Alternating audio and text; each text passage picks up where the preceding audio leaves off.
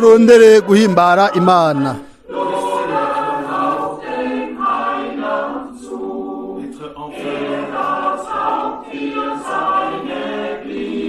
Twugaranirwe muri we umutwe, natwe ingingo, dufatane mu rukundo. We nk'umumwigisha, natwe ingingo ziwe.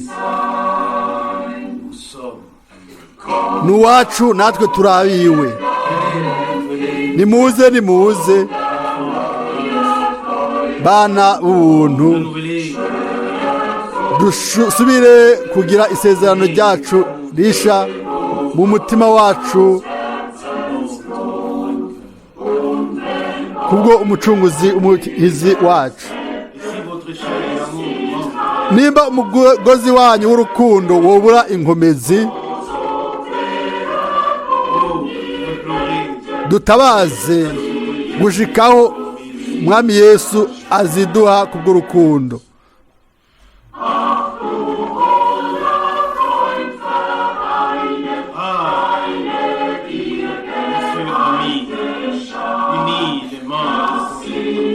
Ingingo z'umubiri wiwe zungwe,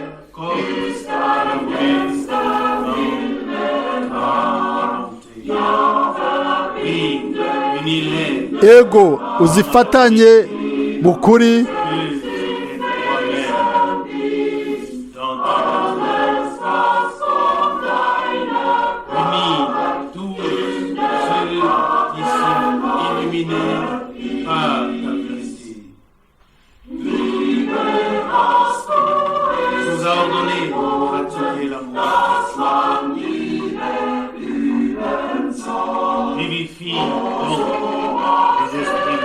uhe ubuzima impwemu zapfuye,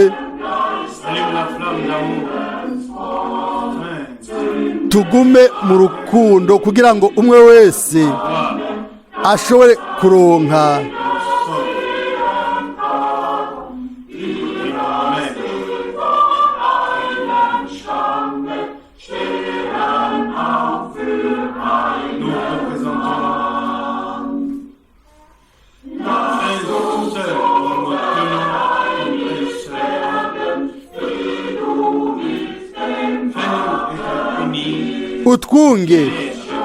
utwunge twese gushikaho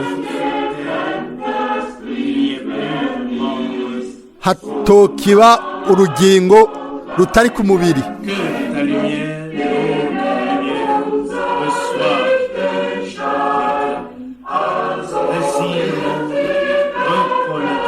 Aho niho tuzomenya ko ari wiwe natwe turi wiwe.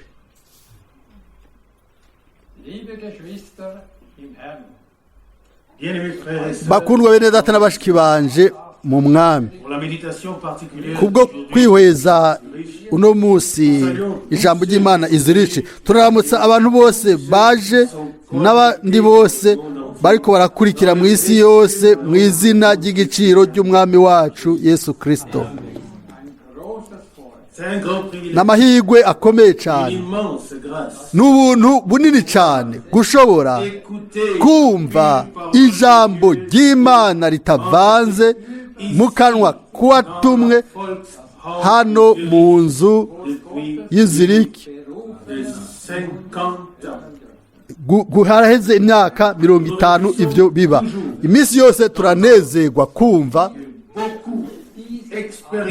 benshi bagira umwimenyerezo n'Imana biciye muri buno butumwa bwiza bukwiragizwa bagakomezwa mu kwizera. Mu Baheburayo 13 umurongo w'8 haranditswe ngo Yesu Kristo ni wa wundi ejo uno munsi n'ibihe bidashira. Afise bwa bushobozi nyene uno munsi aracarambuye ca kiganza ciwe cy'iburyo gitabara umwe wese muri twebwe kugira ngo dushobore kumukorera. Umwami mwizigirwa ashikire ico afitiye uburenganzira muri umwe wese muri twebwe, kuko muri no misi ya nyuma azosozera mu ntsinzi ikomeye igikorwa ciwe yatanguye. Avant la prière Mbere yuko dusenga et la retransmission, no kumviriza ubutumwa busubirwamwo, ndifuza gusoma izaburi y'ijana zaburi 111 umurongo wa mbere. Aleluya.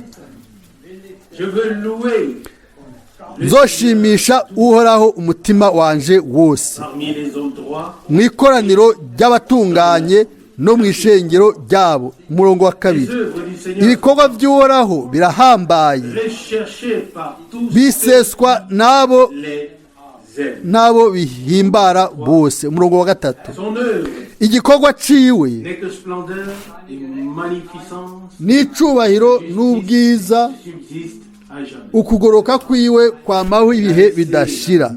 Mémoire, Yatumye ibikorwa vyiwe bitangaje le Seigneur vyibukwa.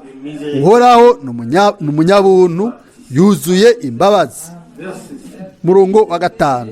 Il a donné la Yagaburiye ceux qui abamwubaha, il se souvient. azokwama yibuka isezerano ryiwe. Amina. Verset 6. Murongo wa gatandatu. Il a manifesté à son peuple Yerekesheje abantu biwe ubushobozi bw'ibikorwa vyiwe, donnant l'héritage. kubaha umwandu w'abanyamahanga. Les œuvres de ses mains, Ibikorwa vy'intoke ziwe fidélité et justice. ni ukuri no kuroranya. Toutes ses ordonnances Amabwirizwa yiwe yose véritables, arahamye, affermies pour l'éternité. arashinzwe gushitsa ibihe bitazoshira, yakorewe mu kuri no mu kugororoka. Envoyer la délivrance à son peuple. Yarungikiye abantu biwe ugucungurwa, yageze isezerano ryiwe kuba iry'ibihe bidashira. Izina ryiwe ni ryera kandi ni iry'igitinyiro. Amina. Verset 10. Murongo wa 10. La crainte Kubaha uhoraho est le commandement. ni intango y'ubwenge. Tous ceux qui l'observent Abakora ivyo une juste abakora ivyo bafise ubwenge bushitse. Ishimwe ryiwe ryamaho ibihe bidashira. Amen.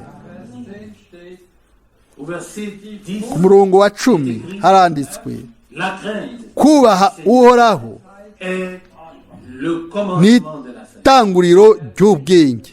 Celui qui a véritablement la crainte Abakora ivyo, abafise ugutinya Imana no kuyubaha, acceptera bazokwemera bakire avec reconnaissance n'amashimwe toutes les décisions. ingingo zose z'Imana. Je lis encore une parole. Ndongera kandi gusoma muri Yakobo. Jacques chapitre 3. Yakobo gatatu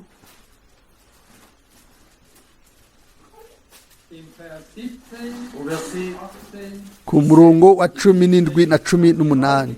il y a une puissante parole. Hariho ijambo ry'ububasha La sagesse ku véritable. bwenge bw'ukuri, ariko ubwenge bw'ukuri buva mu ijuru. Il est écrit ici au verset 17. Aranditswe ku murongo wa La 17. sagesse d'en haut, Ariko ubwenge buva mu ijuru, tout premièrement, ijya mbere buratunganye. Amina. Kandi pacifique, n'ubw'amahoro, modéré, burengenga, conciliant, bukunda kugirwa inama, bwuzuye imbabazi de fruits, n'imbuto nziza. Amina. exempt de dupes, Ntibukekeranya, sans hypocrisie. ntibugira uburyarya. 18. Le fruit de la justice Kandi imbuto zo dans kugororoka la paix zibibwa mu mahoro, car est semé dans la paix par ceux qui recherchent la paix. zibibwa mu mahoro n'abarondera amahoro. Encore pour la bénédiction. Turasenga kubw'imihezagiro y'Imana. Ô Père O data wo mu ijuru, de grâce, Mana y'ubuntu, de tout cœur, je te remercie n'umutima wose ndagushimiye kubwo ijambo rizima, ubutumwa bw'umusaraba, ubutumwa bw'agakiza, ubutumwa bwa Kristo. Seigneur, Mwami, ceux qui, wunge abo bose uno munsi baza kumva buno butumwa bwiza d'une bouche mandatée, mu kanwa k'uwatumwe, ahumekewe na muhemu yera. comme le même. O Mwami, ubikore Que la crainte ugutinya de Dieu n'ukubaha imana revienne dans l'assemblée, bigaruke mu ikoraniro mu ishengero car kuko c'est écrit handitswe quel est le ngo commencement intango de toute sagesse, y'ubwenge bwose bw'imana ni ukubaha imana o mana que ton bon plaisir ukugomba kwawe gushobore kuba kuri bose ijuru ryoguruke au-dessus de mu buryo bwagutse hejuru yacu mpemu wawe yera amanuke kuri twebwe amina bien-aimé Seigneur, mwami mukundwa uhezagire ijambo ryawe de manière mu buryo budasanzwe muri twebwe ubiduhe à tous uhe bose de nouvelles forces. inkomezi nshasha Bénis-nous uduhezagire ensemble twese hamwe la richesse de ta grâce mu butunzi bw'ubuntu bwawe mu muhemu mu bugingo dans le corps. no mu mubiri ukore ku bwa muhemu wawe ku bw'ijambo ryawe amen mu izina ryera rya yesu amen amen nanje ndabaramukije mu izina ryera ry'umwami ndanezerewe ndafise amashimwe kuba turi hano ngo dusenge twumve ijambo ry'umwami Il n'y a vraiment rien mu by'ukuri nta kihari comparable dans tout le monde. cogereranywa Nous ne le disons pas seulement, ntitubivuga gusa c'est ainsi. ariko ni uku ni kuhoraho ni uko niko bimeze ibango Qui nous a été confié iryo twajejwe iryo twategetswe rirahambaye cyane c'est la plus grande ni responsabilité ibanga qui existe actuellement sur nous. rikomeye rishobora kubaho ku isi muri kino gihe À Dieu et aux hommes. Une grande chose, ikintu gihambaye grand engagement. gisaba ukwitanga guhambaye n'ibanga rikomeye cyane Nous voyons turabona en particulier na cyane cyane mu buryo budasanzwe mu rugendo tel que celui que nk'uko vient de faire. mpejeje kubikora Nous voyons ce que Dieu turabona ico imana imaze gukora les portes, yuguruye imiryango ouvre les cœurs, kandi yuguruye imitima kandi n'ivyizosubira kubandanya gukora avant de donner un petit rapport. imbere yo gutanga icegeranyo Je gito voudrais d'abord souligner, nagomba gushimika mu bintu je ne by'isi sais pas si nous tous sinzi nimba twese réunissons dukorana iminsi yose kugira ngo twumve ijambo ry'umwami si nous avons remarqué nimba twarabonye combien de mains ont ibiganza bingahe byakoze ici hano pour tout rendre beau. kugira ngo ibintu byose bimere neza bategura ahantu neza bashyireho amashugwe n'ibindi byose bijyanye n'ibyo En premier, j'ai ubwa mbere nakoze nagenzuye inzu y'imana et j'ai été au nanezerewe cyane kubona ingene habaye ukwitanga habaye n'urukundo ku byakozwe kandi n'ibibandanya gukorwa kugira ngo abo bose bazoza baziyumve neza et je tiens à remercier du fond du cœur ndashimira cyane mu bwina bw'umutima wanje abarose umwanya bagafasha imana izobahemba il y a des gens hariho abantu bagenewe cyangwa bahamagawe seulement à prier gusa ku gusenga kugira ngo imana itange imigisha et pour cela nous sommes kandi no ku bw'ibyo nabyo tubifitiye amashimwe hariho n'abandi ont des mains, bafise ibiganza talents, bafise n'impano nabyo nyine tubifitiye amashimwe ku bw'ibyo umwe wese mu kibanza ciwe aha nta muntu n'umwe de ne pas avoir eu le temps. atunga urutoki ko atakoze cyangwa atarose umwanya ariko abarose umwanya bagashoboza ibyo byose Que Dieu imana bénisse. ibahezagire ibaha umugisha Cette fois-ci, ubu rero naho nous attendons de grandes choses. turarindira ibintu bihambaye De grandes choses du ibintu Dieu. bihambaye cyane Quelqu'un, umuntu umwe yavuze l'heure d'une conversation, igihe twari ko turavugana ku itelefoni aravuga chaque que ati igihe cyose imana ikoze ikintu runaka kidasanzwe kubwo amakoraniro yateguwe, birashoboka ko umugwanizi nawe ashyiramo igitsitaza mu nzira. Iminsi yose tugumye mu mpemu yuko ibyo byose umuntu ashobora kubirengera, si ukugira ngo duhagarare dutsitare ko oya, duteza kubirengera hanyuma tugatera imbere duhimbaza Imana mu kwizera. Ku bijyanye n'urugendo, iminsi yose aba ari amahirwe adasanzwe yo kubona igikorwa cy'ibitabo, amabroshire n'amakasete arungikwa mu bwoko. Dutangurire i Singapore. Hariya nagiriye za mahirwe yo kuvuga mu iseminari ya Bibiliya, aho abantu amahanga 32 biga kandi bakakomeza kwiga ataguhishurirwa ibyo Imana ikora ubu canke ibyo yakoze muri runo rungano. Nagize amahirwe yo gushinga intahe, yo gutanga igishinga ntahe. Hari abantu batandukanye kugira ngo babikurikirane. Ni ikintu cyiza. Hariya nabonye ikintu, navuze nti twarasomye turizera, ariko hariho ikindi guhishurirwa no gukora uko bijanye n'ibintu bibiri bitandukanye. Mwene Data amaze kubivugaho. Mu gihe c'umwami Yesu, ibihumbi n'ibihumbi by'abantu barumvise ibyari byavuzwe mu buryo bw'ukumva n'amatwi. Bari gushobora kuvuga bose bati ego twese twari mu igugu ry'abantu igihe ujya mugabo yavuga. Niho twari turi igihe yafata umukate akawumanyura akawugabura, kandi ntibyahera, yaguma imikate yaguma biba myinshi. Ariko none icyavuyemo ni icyaha. Kumera ku bihumbi n'ibihumbi by'abantu bari bahari, ni bakeya gusa bagumyeho. Ugutangaza biteza kubaho. Ico nico Imana ikora, hanyuma niyo ifata ingingo. Igikorwa cyacu ni ugutwara ijambo no kurikwiragiza gushika ku mpera zine z'isi.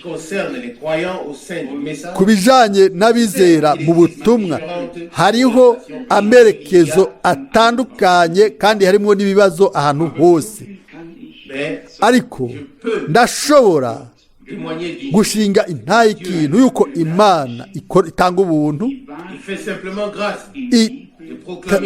iratanga ubuntu bwo gutangaza ukuri mu rukundo, atagukomeretsa undi mwene data canke atakuvuga izina ry'umuntu mu izina ryiwe.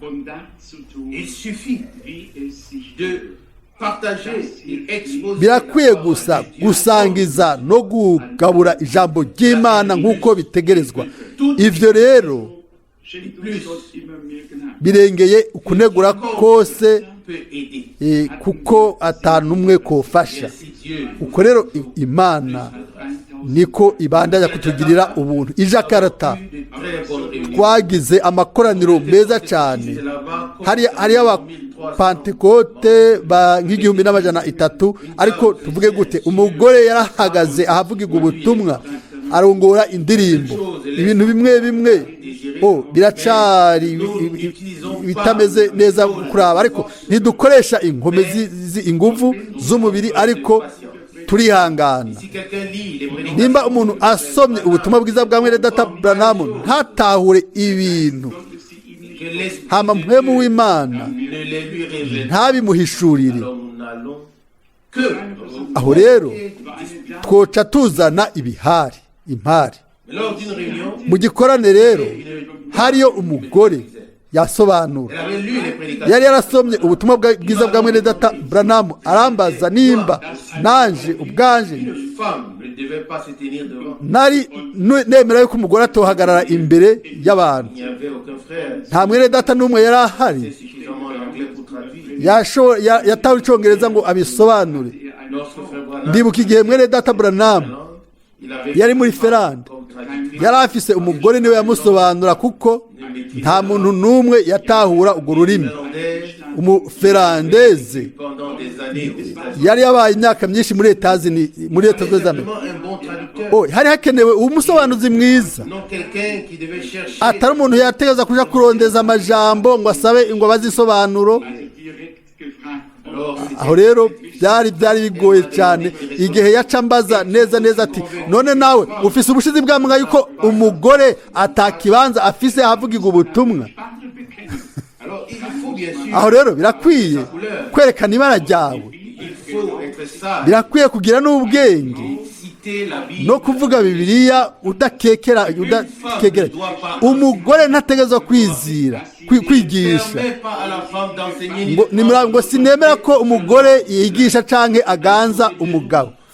Timoteyo wa mbere 2:12. Ariko nta namwe handitse ngo umugore ntafise uburenganzira bwo gushinga intahe. Ni bitandukanye cyane, canke ngo ntasobanure. Kandi birakwiye yuko umuntu atwara neza abantu, birakwiye yuko abatwara neza akaguma ari umwizigirwa mukuri. Undi munsi kumbure tuzogenda dushike kure, tuzobwira uwo mugore ko byobaye byiza ko yoba ari mu bandi atari imbere. Ariko naho nyene ngaruka kuvyo navuze mu kanya, iyo mpemu w'Imana adahishuye byose birari ubusa. Twoca tuzana gusa impari kandi twoca twugara imiryango imbere yacu, nta n'ikindi cohaba. Ariko Imana izogaba ku buryo ku mpera byose bizoba bimeze nk'uko byari biri ku ntango. Iminsi ibiri ya nyuma umuntu yarambajije kuri iki ngo ni ryari bashiki bacu bazobona ikibanza cabo mu ishengero ry'Imana nzima. Ndishura bamaze kubona ikibanza cabo, baramaze kuba barakibonye. Hano turafise abantu bereka ibibanza abazana abadiyakoni. Tuzobasaba ngo babe bari mu gikorwa mu minsi y'Imana. Ariko mu bwami bw'Imana nta numwe aho ikibanza uwundi. Mu bwami bw'Imana, Imana niyo ishira umuntu umwe wese aho ategerezwa kuba ari. Nta numwe akankamira uwundi, ariko bose bahabwa inyigisho imwe, bakemera ijambo ry'Umwami. Amina. Uwo Mwene Data Ijakarta yari yasomye intahe yanje ku byerekeye ngo ni ryari umwami avuga. Acarambwira buno nyene anezerewe imbere ati ntumbwire Mwene Data Frank, ni ryari Imana yakuvugishije? Ndishura arandaba, yego byanditse muri Bibiliya. Ijwi ryiwe ntiryari nk'ijwi ry'umuturagaro ry'amazi menshi. Arashobora kuvuga uko agomba. Kuri Paulo yavuze neza mu Giheburayi, ntigwari urwamo ariko byari imvugo yumvikana neza. Aho nashoboye kumubwira mukuri, Mwene Data mukunda, si urwamo, atari amazi menshi canke atari ijwi rirongorotse ryumvikana. Indome zose zari zumvikana. Abantu kenshi bari bazi ingene byabaye. haraheze hariho abantu benshi bavuga bati ego imana yaraguhamagaye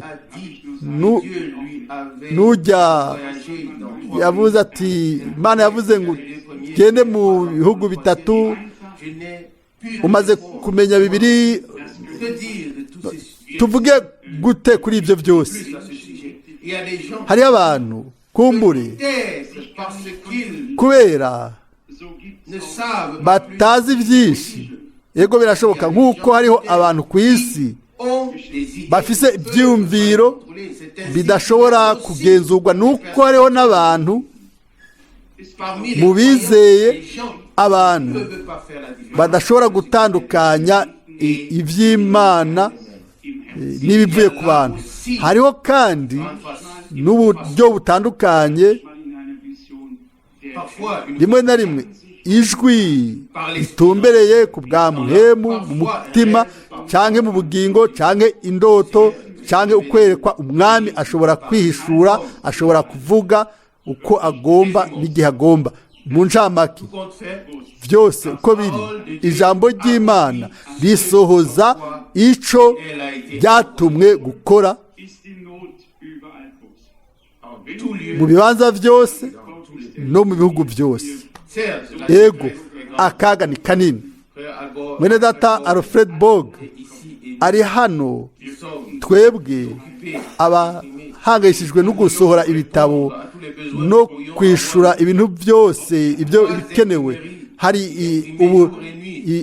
muri zitatu ijoro n'umutaga ntidushobora kandi guhaza isi yose ariko igihambaye kumbure si ubutumwa bwiza ubwo twasomye bwinshi ariko ni ahubwo nimba Imana yarashoboye kuduhishurira ibyo twasomye icyo nicyo gihambaye amina hariho abantu bavuga ngo ndagenzura ubutumwa 1300 by'ubwose bwavuzwe ndabuzi birashoboka sindabihakana kumbure barabuzi mu buryo bw'uko bufise mu biganza iyo ubikuye mu kabati ubifise mu kiganza ubifise ariko ibyo si byo tugombye kuvuga tuvuga ibyo twasomewe hari muri Luka 10 ndibaza umwami ntiyabwiye gusa abigishwa mu migani ariko mu buryo bufoboye mu buryo butandukanye yarababwiye ati mwe mwarahawe kumenya amabanga y'ubwami bw'Imana amina Luka 10:24 mbega turazi neza yuko ari iyi Bibiliya nyene isomwa yigishwa mu madini 300 no mu maseminari ya Bibiliya nyene atari urupapuro rwongeye ko atari kigabane kikuweko none uguhishurwa kw'Imana kurihe ijambo ry'umwami ririhe abantu biteguye kwiyegurira Imana barihe ndaza kugaruka kuri weekend hari ijakarta aho umumiliyoneri yego yaramaze kugira amamiliyoni menshi yarabwiye ati nagomba kubavugisha ndabwira nti ndamwishura nti yego neza mvugisha avuga ati narize amadini yose ndarondera ubu rero nagomba kubabaza wewe ati mu Kristo byasabye ko abantu amaraso aseseka ngo abantu bakizwe murazi ibyabaye ico kibazo narakibajijwe uguhishurwa kuranza ko ntimumbaze ku rugero rwahe byari byiza cyane by'ububasha no kwifuje kuronka imbere yanje ikoraniro rinini cyane ntigeze kubona ku isi umumiliyoni w'abantu ntibari kuba ukwiye hariho kenshi abantu batazi igituma bavuga ibyo bavuga cyangwa ibyo basaba igihambaye nuko tuba twiteguye igihe cyose kugira ngo imana ishobore kutuvugisha. Amina. J'y reviendrai si Dieu le veut. nzobigaruka ko imana niyo yabikunda kuri ino mpera y'iyinga. ni iby'ibwina, ni iby'icubahiro kubona ingene imana yarongoye ibintu byose ikabitegeka, kubera ibi byateza kumera gutya, ibindi bikaba ibitandukanye. Imana ifise inzira, kandi iyo nzira yonyene niyo idutwara ku ntumbera. Inzira yonyene niyo idutwara ku ntumbera, sino kwinjira mu ido nido. Ubu ibyo twasomye murongo wose uradukoraho mu mutima. Twasomye ngo barungitse nk'intama mu mabingira. Twasomye ngo bahaye ububasha ku bushobozi bwose bwa Satani, mukize abagwayi, muzure abapfuye, muhumanure n'abanyamibembe. Biri muri ico kintu. Ndabasavye nka bene data, nka mwene so, nka bene data, ubu rero turagomba gufata ibyo nka nkama. Ntitwitwararike gusa gusubiramo ibyo umwami yavuze, ariko tubishyire mu bikorwa. Tubishyire mu bikorwa. Tuzi neza ko abagwayi barakize, abanyabyaha barakijijwe ku bwa Yesu Kristo aho yapfira i Golgota. Na mwene data mukundwa Rusi, na mwene data ari hano, iyo dusengera abagwayi abaje ku mwami, mbega tugomba kubakiza cyangwa kubagirira neza cyangwa kubazanira agakiza? Oya, twebwe twavuze ubutumwa bwiza, turabasengera kugira ngo bashobore kuronka uko kwizera kuzima, bagire umwimenyerezo w'ibyabaye ku bwabo. Amina. Guhera ubu twishuze ibyo nyene mu buryo bwo gukira bwa kimana. Ntituri hano ngo tugerageze kubona nimba twoshobora gukiza cyangwa tutokiza. Turi hano kugira ngo dutangaze ngo mu mishishagu yiwe mwarakijijwe. Amina.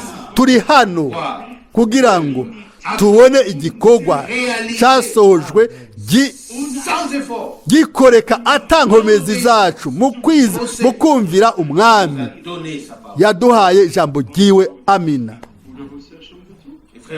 Mwene data Rusi amaze kubishimikako, byankozeho mu bwina twebwe twese.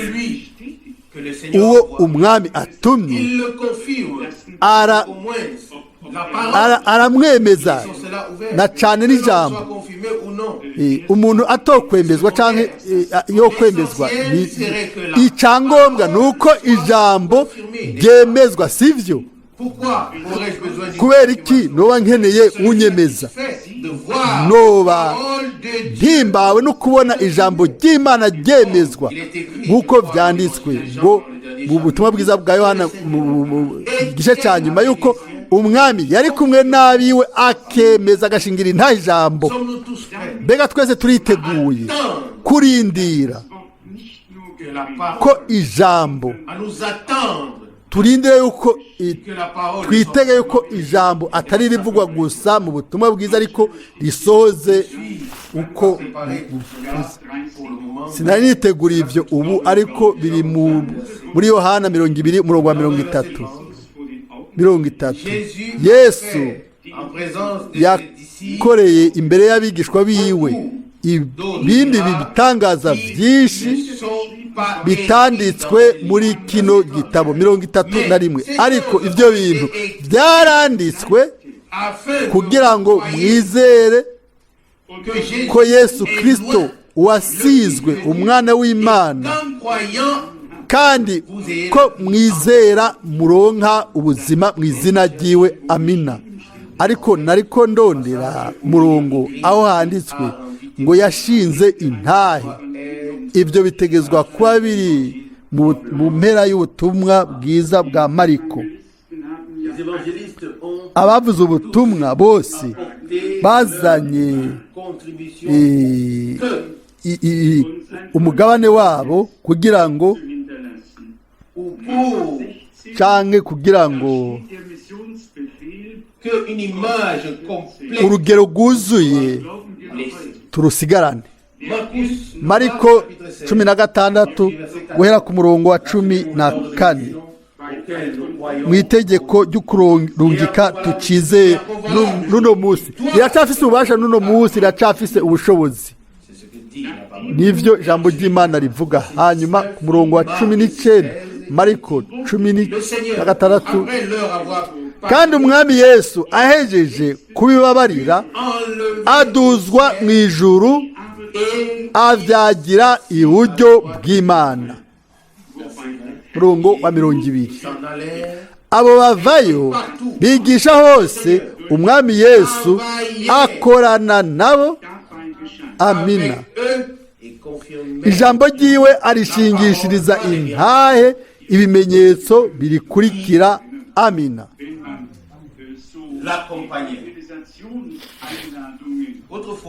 Kera benshi baracavyibuka igihe twasoma ubutumire bw'abavuga ubutumwa, baravuga iminsi yose n'inzamba n'indirimbo n'abaririmbyi n'ibindi byose bimeze nk'ivyo. Ariko hano dusomye ikintu gitandukanye. Hano dusomye ngo umwami yakorana nabo. Nivyo natwe dushaka. Turashaka yuko umwami akora, yemeza ijambo ry'ubuntu bwiwe n'ibimenyetso n'ibitangaza. Ntihagire umuntu n'umwe yibaza yuko ubu tutangure kurondera ibitangaza. Oya, nta na rimwe. Ndashobora kubemeza yuko ivyo ntibizigera bishika, ko tuzotangura kurondera ibitangaza, ariko tuzobona ibitangaza bizoshika. Twahaye ijambo ikibanza gitegerezwa kuronka, twarishize imbere ya byose. Ku ntango hari ijambo, ariko kuko ijambo ryari ku ntango, ibintu byarakoreka guhera ku ntango. Imana yaravuze, ibintu byarakoretse. Iryo jambo nyene niryo riri ku mpera. Aho rero dutegerezwa kurindira ibyo bya bindi nyene vya mbere. Mumbabarire nimba no kunegura ibyo abandi bigisha canke bemeza, ntituzoshikira intumbero yacu. Hari urwijiji rwinshi, turabizi twese, kandi hamwe bene data tuzovuga muri rusangi kuwa gatandatu mu gitondo no ku muhingamo. Ababyifuza bazoshobora kwiyunga natwe. Tuzovuga ku byerekeye ibibazo n'ingorane n'isobanuro, kuko na bene data bafise uburenganzira bwo gutaha iwabo bafise umuco bitegereza kuvuga. Turababazwa n'ibyo turimo muri rusangi, mbere n'ubwoko bwose. Ntitubabazwa gusa n'ibyakuwe mu nyigisho no mu bumenyi, ariko twese twiyegurira urwo rubanza nyene tukavuga tuti, mwami ntidusumba abandi, ntituri abeza gusumba abandi. Iyo utaba waraturinze mu ijambo ryawe, natwe tuba twaragoretse tukava mu nzira, ntituba turi hano. Kandi turaca bugufi, kuko Imana ntiraronka icyo ifitiye uburenganzira. Iyo twumva havugwa abahinga nk'uko iminsi yose hama hari bishasha, mbere n'ubu On le cache. ntibabinyegeza À l'époque, kiriya gihe les gens se sont préparés. abantu bariteguye ngo bazamuke bagende mu buhindi kuko uwo muntu yari yavuze ngo William Branham yavuze ngo hari gusa amajana ndwi bazogumaho ngo si ibihumbi indwi ariko mu byize canke mu byize uwo muntu nawe yarose amajana indwi umwe muri bo yari yari afise amamiliyoni. ubu rero abantu baritegura ngo bazamuke bagende paso. bamwe muri bo bamaze kuronka itike z'indege kuko ukwezi kwa gatatu kwaratanguye ngo imihari indwi yaramaze kuremwa n'ibintu byose abantu bavuga barabyizera ngo hariyo umuriro ngo hariyo umuco hari iki hari na kiriya sinzi nimba noshobora kubivuga ariko bene data ikishasa baraza umugabo yibwira yuko mu izina ry'umwami ni William Marion Branham ngo mu kibanza cya Umwami Yesu Kristo nabonye n'amafoto n'umuco hamwe n'umuriro n'ibindi n'ibyandiko hejuru. sindajwe ishinga n'umuco n'umuriro. muri Bibiliya hanje haranditse ngo ijambo ryawe niwo muco w'ibirenge byanje ni ku nzira yanje. kandi nimba by'ukuri uwo muco w'Imana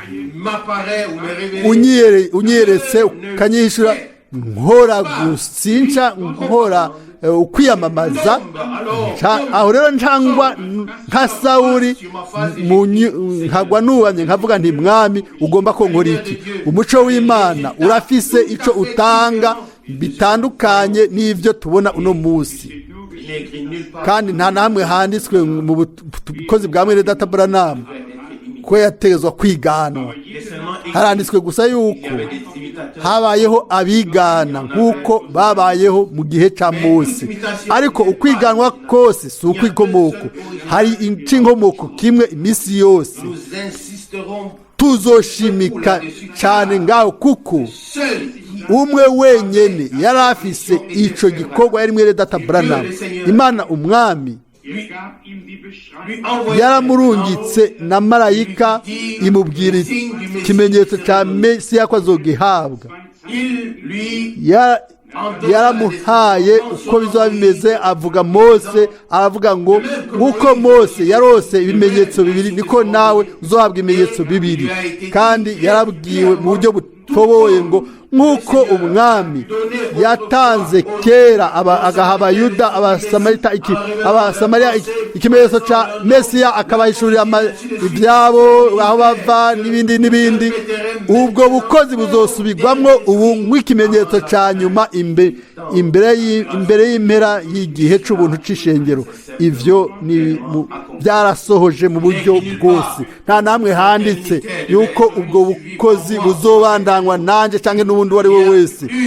habayeho gusa intumwa y'indwi imwe kandi niwe yatuzaniye ijambo. twaratahuye ntituri abigana twe twarose ubutumwa bw'ubwiza bw'ijambo rihishuwe. ibyo kurya ntidukeneye kwigana, dukeneye gusa gushira ibyo kujya ku meza kubw'ubwoko bw'Imana. tuzobikora neza kandi bizoba ari ibihimbaye Imana. nico tuzokora gushikaho umwami azozira. tituzorondera ibintu bitari bya Bibiliya kubinyerekeye. ndizera yuko mbere no muri kino cumba hariyo abantu babonye umunywa amazi. hari abantu babonye umunywa amazi. ibyo turabireka ntitubivugaho. birashoboka yuko ibintu ndengakamere bikoreka, birashoboka, ntitubihakana. ariko igihambaye twumve neza, iminsi yose dutegerezwa kugenzura ico kintu, tukakigenzura n'ijambo, tukakigenzura ikije n'icibanjije ico kintu. nivyo ni taco bitwaye icoza canke ikirengana. nta kindi na kimwe cyose tukigenzura n'ijambo. ikizanywe cyose tukigenzura gutyo n'ikigishwa. aho rero ndashobora kubazana ku byo Mwene Data Branham yavuze. Nivyo ndizera yuko yahamagaye imihare itatu ikabaho, ariko none umwami cyangwa umumarayika w'umwami yamubwiye iki? Ngo ngira ndakwigishe ibizoshika mu bukozi bw'ijambo ryavuzwe, kuko igihe kizoshika aho batazosengera abagwayi, aho bazovuga gusa ijambo hanyuma bagakira. Umwami cyangwa umumarayika w'umwami yategeza kugenzura ivyo, aramubwira neza amajambo ku yandi ngo ivyo vyisunga Mariko 11 umurongo wa 22 na 23, ni ukuvuga ngo niwabwira uwo musozi ukavuga uti va ngaha jya mu kiyaga, hanyuma ntukekeranye mu mutima wawe, ariko ukizera yuko icyo uvuze gishika, aho rero kizosohoza. Umuntu w'Imana yagarukanywe mu ijambo. Ibihe byose ubukozi bwiwe bwari bushingiye muri Bibiliya kandi bwamurikirwa n'ibyanditswe byera. Niko bitegerezwa kumera gushika ku mpera. Amina. Hategerezwa kubaho uburongozi bushobora kwemezwa ko ari uburongozi bw'Imana, kandi ubwo burongozi ntibugenda mu merekezo ane atandukanye, bufata amerekezo amwe gusa, kandi ayo merekezo ni amerekezo y'Imana. Iminsi yose twama tubivuga ikintu kimwe cyonyine kitwunga neza n'Imana n'ijambo ryayo, ni ukuvuka ubwa kabiri kubwo ijambo na mpwemu w'Imana. Abantu bavutse ubwa kabiri, muri bo bakaba batwaye iyo mbuto y'Imana, ubwabo bakaba ari imbuto z'Imana, bafise ubumwe bwonyene, ni ubumwe bw'Imana, bw'ijambo ry'Imana. Insobanuro nizo kwankwa urunuka, sinzi ingene mwiyumva, ariko isobanuro cy'umuntu zirafunika ijambo ry'Imana ryavuzwe. Mwene Data Rusi turabivuze hano, twari ku ruhome rw'amaborogo, turinjira muri kiriya cumba, twashize kaya gakofero keza tukagumiza muri Mishna. Ibitabo byose byari biriyo, byari binini cyane. Twabonye iki? Urupapuro rumwe, umurongo umwe wakuye mu gitabo cya Mose, hanyuma isobanuro epfo, hejuru, iburyo, iya kane ibumoso, umurongo umwe, sivyo? Turashobora kwerekana umurongo umwe ku rupapuro runini cyane. Murabona ingene abanyabwenge baza ngaho ngo basenge. Sindiko ndaca urubanza, birambabaza nk'uko mu gihe cy'umwami Yesu, kubwo isobanuro ntibatahuye icyari ko kirakoreka bihuye n'ijambo ry'umwami. Iyo zitaba insobanuro zitaco zari zimaze, atani cyo zatanga, ariko ni neza izo sobanuro cy'umuntu, niho habaye guhumishwa amaso ku by'Imana yakoze mu ijambo ryayo. Aho rero ni iby'ubwicanyi, ntihuga umucecetse. Ni nako bimeze ku bivugwa byose. Nimwibagira ibyo byose. Ngiyi imbuto y'ijambo y'inkomoko, mpemu w'Imana uwahumetse iryo jambo ari muri twebwe. Aleluya. Adudubiza nk'umuco mu mwijima, arakaka afise ubuzima. Aleluya. Cyo kimwe nyene niko bimeze kubw'ubutumwa bw'igihe. Ego ingene babusobanura iburyo n'ibubafu, epfo na ruguru. Niba ikintu kidasobanuye kuri jewe canke kuri wewe, aho rero ndabisiga ku ruhande nkarindira. Imana izogaba kugira ngo byose bizobe biri mu kibanza bitonze mu gihe cyavyo. Mbega twibaza ko twofasha Imana tukamubwira yuko yo kwihuta? Oya, Imana yacu ni nyabushobozi hejuru ya byose, kandi arafise ububasha bw'ibihe bidashira n'ibihe. Turashobora gutekana iminsi yose, akora ibintu neza. Icyifuzo cyacu ni uko Imana ishikira ibyifitiye uburenganzira muri umwe wese muri twebwe abayiyeguriye. Hanyuma iminsi iri imbere yacu ihimbare neza Imana. Iyo minsi izoba umugisha kuri twebwe, dushobore kuba tuvuye hano twese bene data na bashiki bacu tuvuga tuti byari bimeze neza kuba hano, byari bimeze neza.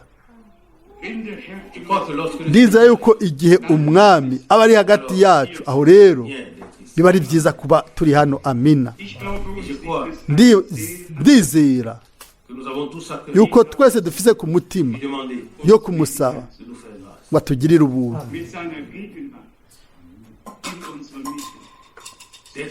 abe hagati yacu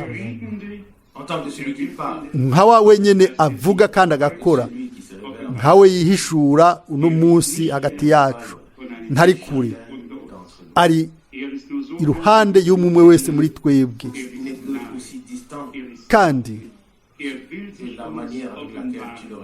aba kure cyane mu buryo we uri kuramuraba, aba ari hafi cyane, kandi aragomba kudufasha. Muri no minsi ndagomba kwizigira nk'uko mfise ubushizi bw'amanga, nk'uko Pawulo avuga ati ndafise ugutinya n'ukubaha Imana nzima. Natwe turashaka kwibwira uno munsi ko zino nyubakwa zose tuzegurira umwami, tuzogaba ubwacu kugira ngo byose bigende neza, kugira ngo abana bagume, byose bimere neza, ntihabe ikibazo, ntihagire n'umwe yobuzwa mu buryo ubu canke ubundi bwo gufatanywa n'Imana, ntihabe ibiganiro bitaco bimaze. Ariko nguko Pawulo yandika ngo inzu yanje izoba inzu y'ugusengerwamwo. Murazi yuko ndonka bampamagara, bamwe bambwira ibyo nokora, bimwe biba ari byiza. Umushiki wacu mukundwa yambwiye ati nitwaza gukoranira i Krefeld, mbega byoshoboka yuko dusoma umurongo wo mu Bibiliya uvuga yuko inzu y'Imana ari inzu y'amasengesho, atari inzu yo guhariramwo, atari inzu y'iki n'ikindi. None dukora iki? Hariho abantu bafise inyota y'ibwina yo kugira umwimenyerezo n'Imana, abantu baba bafise ku mutima inyungu y'Imana. Ndizera yuko turimwo, ubundi bwo ntituba turi hano. Turagomba gutanga icyo dushoboye mu buryo bwose Imana imenyekana mu kugoroka kwayo, mu gaciro kayo. We umwami w'ubwami, umwami w'abami w'ubwiza, yafashe imero y'umugurano, azodutwegera kuri we yatwijuje, nawe ahabwe ibyubahiro n'amashimwe n'ubwiza ibihe bidashira. Ni wa wundi, ni waje, ni we yemeza ijambo ry'ubuntu bwiwe n'ibimenyetso n'ibitangaza, kubw'agakiza, kubwo gukiza indwara, kubwo kubohora. Ashobore kubikora muri bose, kandi kuri abo bose babyifuza kandi babikeneye. Nahabwe amashimwe ibihe bidashira. Amen. Turahaguruka dusenge. Data wo mu ijuru, n'umutima wose nifuza kukwegurira hano havugirwa ubutumwa, havugirwa ubutumwa. Iyi nzu ndagusavye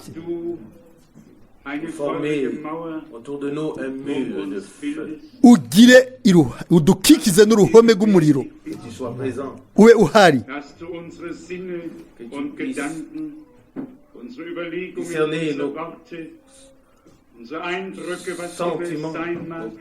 ushobore kugenzura ibyiyumviro byacu, ibyo twifuza uko bimeze kose. Umwansi yogombye kubiba no kuzana inzankane. Utanga uguhishura mwami, dushobore kumenya uburyo umwansi agomba kubiba urwango. Utuhe umwimenyerezo gusumba uko byigeze kubaho. Mwami mukundwa, turagutumiye, twishize munsi y'amaraso yo kuzura nawe. Turizera uguhishurirwa kuzuye, uguhishurirwa kw'ibyo waduhaye. Mwami mukundwa, ugirire imbabazi ubwoko bwawe, wibuke isezerano iryo wakoze natwe, hamwe n'ijambo n'amasezerano ayo waduhaye kubw'ubuntu. Uhe bene data bakundwa umwete n'inkomezi nk'uko wabitanze ku ntango, bamenye yuko bafise ububasha bwo gushira ibiganza ku bagwayi kandi kubabwira ngo nimukire mu izina rya Yesu Kristo Umunyanazareti, kuko wamaze gukiza. Bamenye ko bafise ububasha bwo gushira ibiganza ku banyabyaha bakababwira bati ibyaha byawe urabihariwe. Amina. Mwami, si twebwe tuzovuga, si twebwe dukiza, twe turizera ugukira.